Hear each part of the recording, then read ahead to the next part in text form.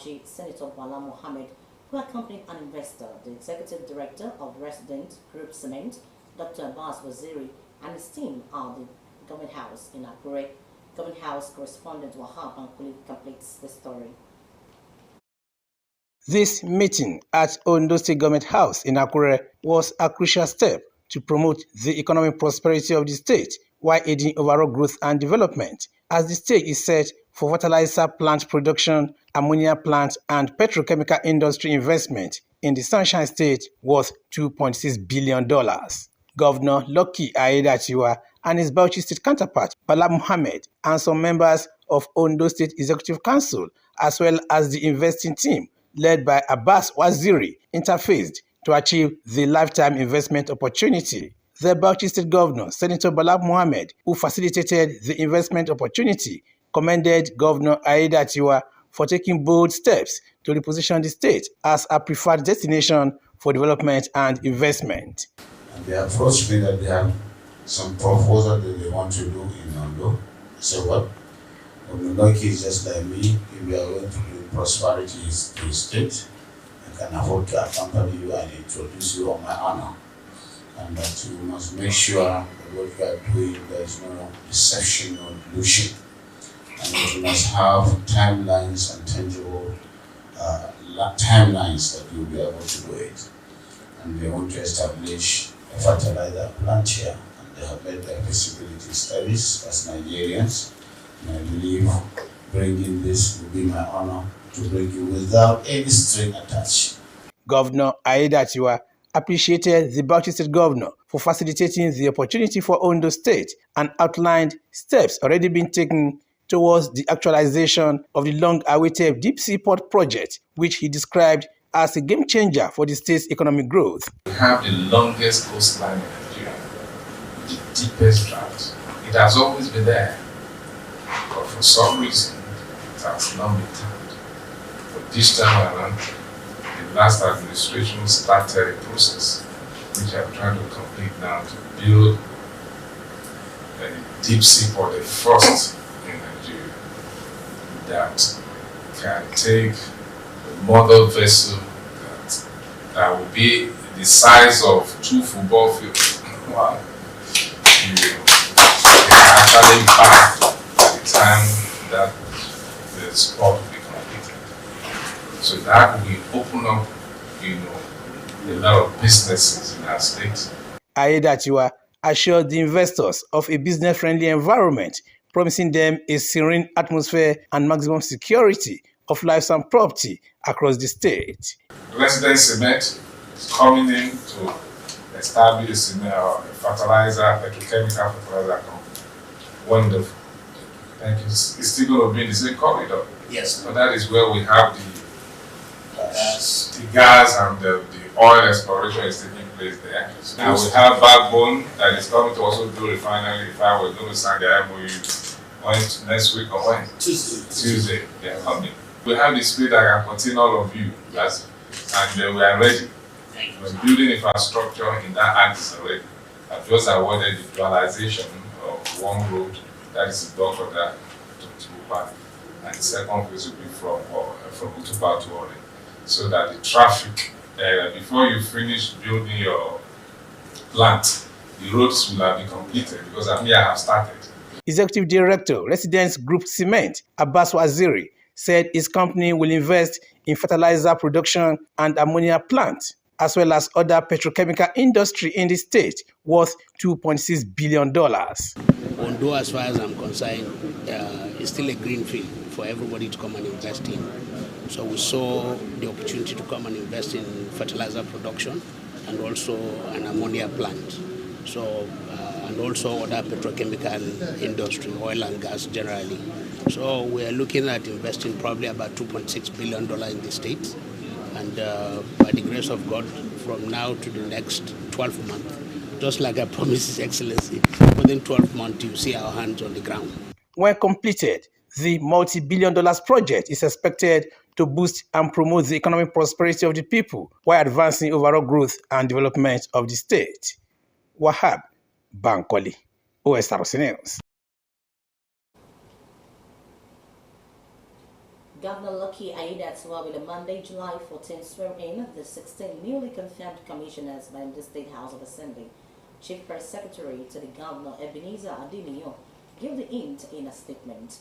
The event will hold at the International Conference Center in the Dome, Akure, by 10 a.m.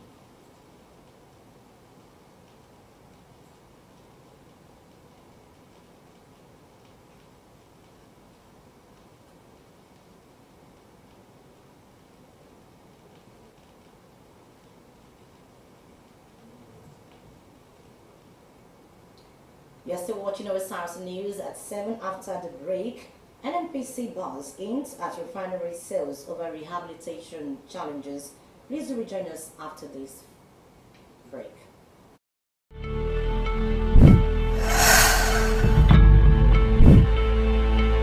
The best thing we are doing now is putting housing on the front burner of our needs. We have a successful inclusiveness and the loan that is necessary for our people to get educated and invest in their own life. We will build a fair society. We will launch a bold new initiative to empower 400,000 young Nigerians, including youth coppers, with consumer credit.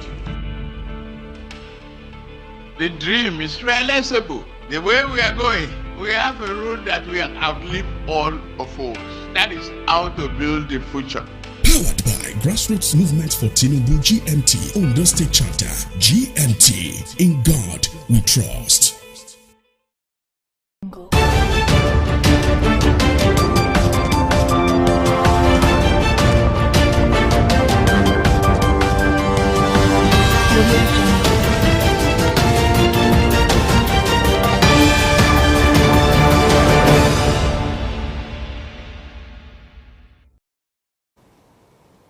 Thank you very much for rejoining us.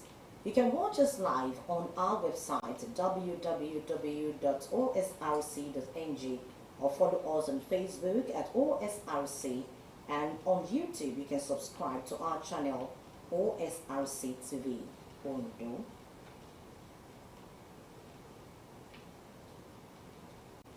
The Archbishop of Ondo Province and Bishop of Akure Diocese, the Most Reverend Simeon Borokini, has emphasized the importance of trusting in God's abundant grace as Christians navigate their spiritual journeys.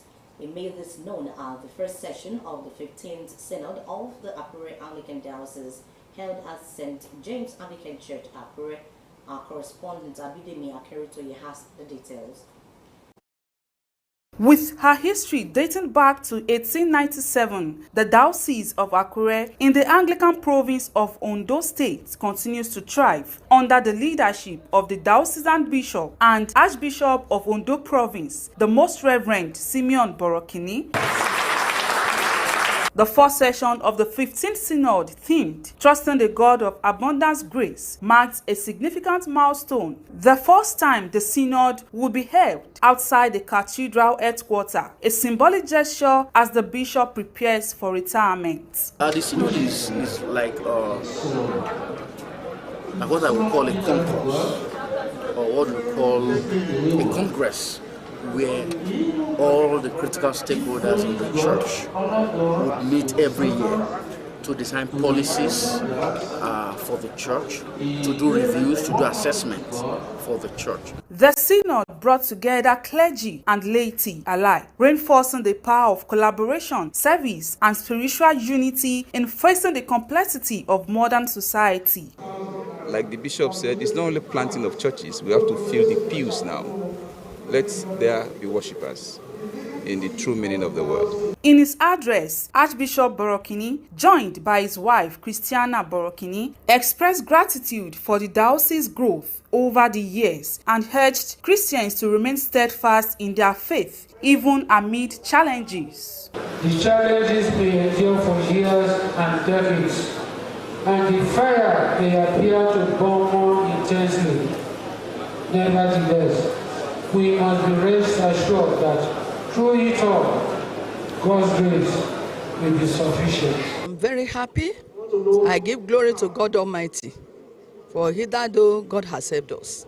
It is by His grace, it is by the grace of God that we are what we are today. Ondo State Governor Lucky Ayedatiwa, represented by Chairman of Akure South Local Government, Benga Fashua, commended the church's contributions to community development and its role in advancing the state's social and moral fabrics. As we gather in this sacred place, I am reminded of this vital role that the church plays, not only spiritual role, but also a beacon of hope, moral guidance, social development. The Diocese of Akure has continued to exemplify steadfast faith, unwavering service, and community upliftment. As the synod continues through the weekend, it marks a defining moment in the diocesan history, a time of reflection, renewal, and rededication. We came in last year, August, let me say without any preparation towards the synod. But we set the ball rolling, and by free gift, what I can call total grace of God from our members in home and abroad, we are hosting this.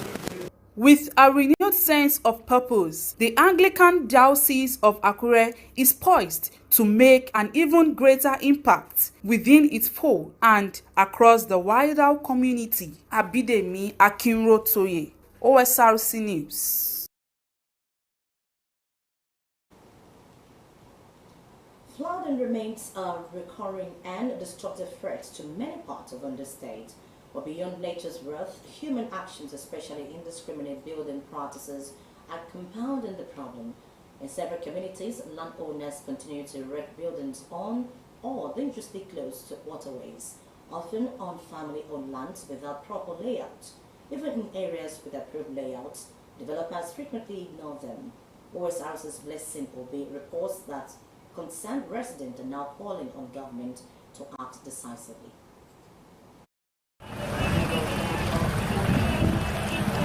As years go by, floods sweep through Nigerian communities, claiming lives, destroying properties, and leaving trails of devastation.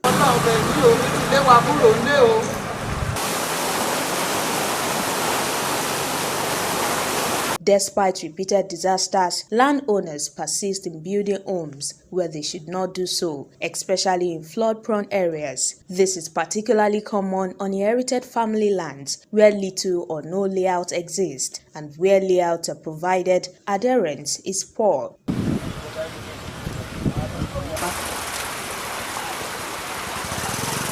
Many homes are constructed directly on natural waterways or with no required setback, blocking vital drain paths and putting entire neighborhoods at risk.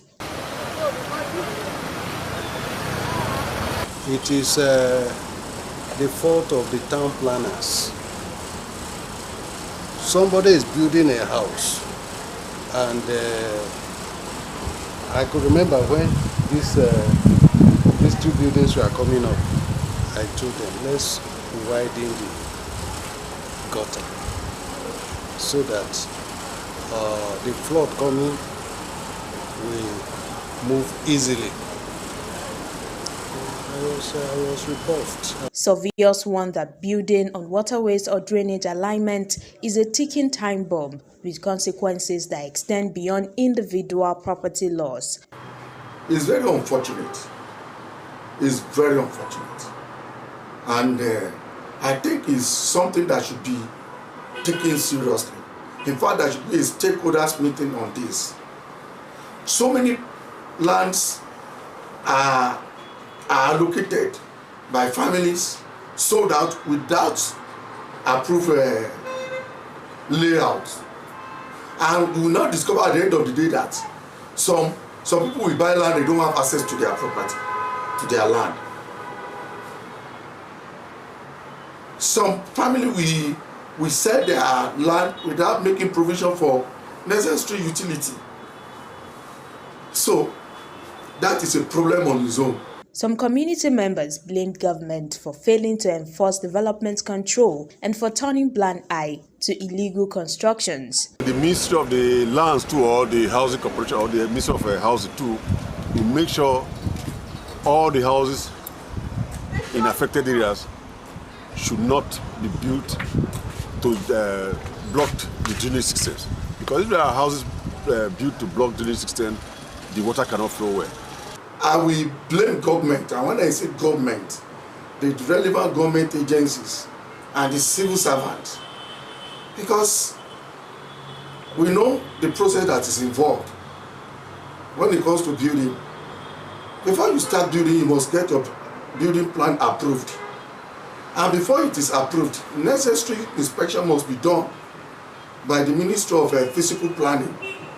So if your building or your proposed building is prone to danger or waterway, it shouldn't be approved. And when it is not approved and you go ahead to build, even at clearing level, such a project should be stopped. With climate change accelerating the frequency and intensity of rainfall, experts insist that stricter urban planning enforcement is non-negotiable. They also stress the importance of observing proper building setbacks, especially near water bodies, and stopping the indiscriminate dumping of waste in drains. To the builders that are building on unauthorized places, it is very, very bad. And for those that are supposed to checkmate it, they should buckle up and improve on their services, so that our society can become conducive for every one of us. You see, what we don't realize is that if I say my building is not close to river or waterways and I feel unconcerned, what of my relatives? What of the children that will be coming back from schools? At least we've had the news and stories of flood carrying school children.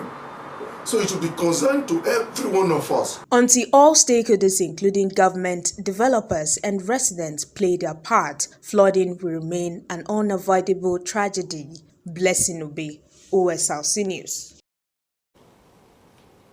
And in Kebbi State, more than 200 households have been rendered homeless following a devastating flood that swept through Zongama village in Bonza local government area of the state.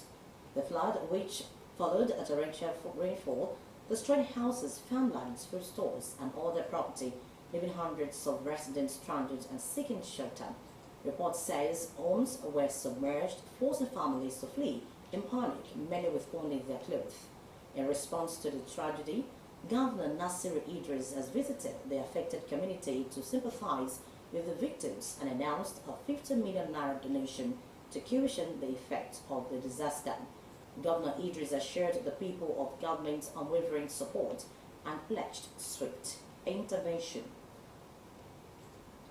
Nigerian National Petroleum Company Limited is considering selling some of its refineries as it grapples with challenges in their rehabilitation. NNPC Limited Group Chief Executive Officer Bayo Julari, who gave the position at the OPEC International Seminar in Vienna, Austria, said a strategic review of NNPC's refinery operations is underway and expected to be concluded before the end of the year. Ojulari attributed some of the setbacks to outdated infrastructure and underperforming technologies. Nigeria has been working to rehabilitate its long-dormant state-owned refineries, including those in Port Harcourt, Warri, and Kaduna. Although the Port Harcourt refinery resumed operations briefly in November 2023, it was shut down again in May for maintenance. The National Hajj Commission of Nigeria has begun preparations ahead of the 2026 pilgrimage following the successful completion of the 2025 Hajj exercise. NACON Chairman Alhaji Abdullahi Pakistan made the disclosure in Kano shortly after his arrival from Saudi Arabia. For a smooth and successful Hajj operation have witnessed the safe return of Nigerian pilgrims. Pakistan expressed appreciation to the federal government, singling out President Bola Tinubu and Vice President Kashim Shettima for their unwavering support. He urged his intending pilgrims to begin early registration as Saudi Arabian authorities have announced plans to conclude all preparations for next year's Hajj within the next 2 to 3 months. The United States mission in Nigeria says the recent reduction in visa validity for most Nigerian non-immigrant travelers is part of a global security and technical review, not a political decision. Addressing widespread speculations, the mission explained that the move is not linked to Nigeria's affiliations with BRICS, its position on third country deportees, or the introduction of e-visa policies. Rather, the U.S. noted that the shortened validity period stems from an ongoing global review of the use of U.S. visas by other countries using technical and security benchmarks to safeguard U.S. immigration systems. The embassy reaffirmed its commitment to bilateral cooperation with Nigeria and expressed willingness to work with Nigerian authorities to meet the necessary criteria. And security troops of the Nigerian Army deployed to forward operating base in Wukari, Taraba State, have successfully dismantled a gun-running syndicate operating in the southern part of the state. The Army disclosed that 2 suspected members of the arms trafficking network were apprehended and 1 AK-47 rifle along with ammunition was recovered during the operation. Commending the troops for their swift and professional conduct, the commander of Operation Real Stroke, Brigadier General Kingsley Uwa, said the operation is part of intensified efforts to curb the spread of illegal arms and bolster security in Taraba State. He reaffirmed the brigade's commitment to denying criminal elements any safe haven within its area of responsibility. And now we move to the foreign scene, and thousands of people from Bosnia and around the world were gathered in Srebrenica to mark the 30th anniversary of a massacre where more than 5,000 Bosniak Muslims were murdered years after the horrific Srebrenica massacre. The wounds remain deep for many survivors. One woman recounts the tragic loss of her husband during one of Europe's darkest genocides, while sharing the miraculous survival of a baby amidst the chaos. Despite widespread international recognition of the atrocity, denial and revisionism persists, casting a shadow over the memory of the victims. Blessing Obi has the detail. For Mevlida Azanovic, these images never lose power to earth. 30 years on, she still watches footage from Srebrenica, reliving the moment a world collapsed. In July 1995, Mevlida was among thousands desperate of families who fled to what they believe would be safety, a base housing Dutch UN peacekeepers at Potokari. But they found no safety. Men were torn from their families. When Bosnia Serb fighters came for her husband, he faced an impossible choice. He carried our baby toward the bus. The Bosnian Serb army came with a Dutch soldier. They talked, then they took him away. He handed our daughter to a stranger. The Bosnia Serb army, led by General Ratko Mladic, had overrun the UN-protected zone. What followed would become Europe's worst atrocity since the Second World War. Mevlida managed to escape to free territory, but her baby daughter was left behind in the chaos. For 9 days, baby Haima lay in a nearby hospital while her mother searched desperately for her, not knowing if she was alive or dead. Then a miracle. My mother came out of the tent. I heard them saying, "Look, there's Irma." I thought I was dreaming. That's how it was. I came out of the tent and a woman was holding my child. Aima was saved by a Red Cross medical worker. Mother and daughter were reunited, but Nusrat's family would never see him again. Aima now lives in Slovenia, far from the horrors of the Srebrenica genocide, but the past refuses to stay buried. The nurse who saved me recently told me she'd thought about my father, that maybe she could have done something. It hurts so much because what she said could have changed everything. Maybe they would have left him alive. Razanovic was murdered along with more than 8,000 other men and boys. His remains, just fragments of bones, were not found for 15 years. They are buried here at Potokari. The United Nations highest court, the International Court of Justice, ruled in 2007 the massacre at Srebrenica was a genocide. But 30 years later, Busia Nesingo has seen a rise in cases of genocide denial. Despite such denial being punishable by law for genocide survivors, the pain of Shrenan never truly ends. And now they must learn to tolerate those who would deny it ever happened. Blessing Obe, Osrc News. In sport, Nigeria's campaign for a 10th continental title at the 10th Women African China after the Super Falcons backed all 3 points against Botswana to reach the quarterfinals. Mexico-based Chiwendo Yezo, scorer of the third goal in the 3-0 rout of Tunisia on Sunday, stretched on left leg to connect from a great pass by Esther Okoronkwo and give Nigeria the day from a scrappy encounter in Casablanca. Botswana threw women in numbers behind the ball as they opted for damage limitation and merely came out in flying colours as Captain Rashid Ajibade, Asisat Oshwala, Tony Payne and Risola Babajide could find no thoroughfare to the goal line. Goalkeeper Melo Posija was finally beaten with a minute left in regulation time when Okoronkwo forced the Botswana rearguard before a well-placed pass that Yezo converted for all 3 points. The Super Falcons will take on Algeria in their last match of Group B on Sunday evening at the same Labi Zauli Stadium.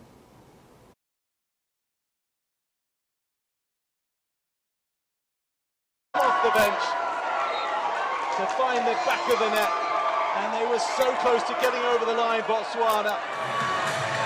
And instead, it is Nigeria who finally make their pressure play into the box from Okoronkwo. These two players combine on the opening day against Tunisia, and how they've celebrated, and you're punching the air, Desire Brunosia. And with that sports story, we conclude the news tonight, but before we go, a quick look at the top stories.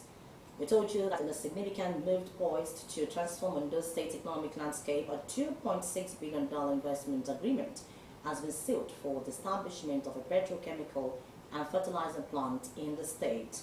And from the foreign scene comes the report that thousands of people have gathered in Srebrenica to mark the 30th anniversary of a genocide which claimed the lives of 8,000 Muslim Bosniaks. And that's the news tonight. Thank you very much for watching. Good evening. Go.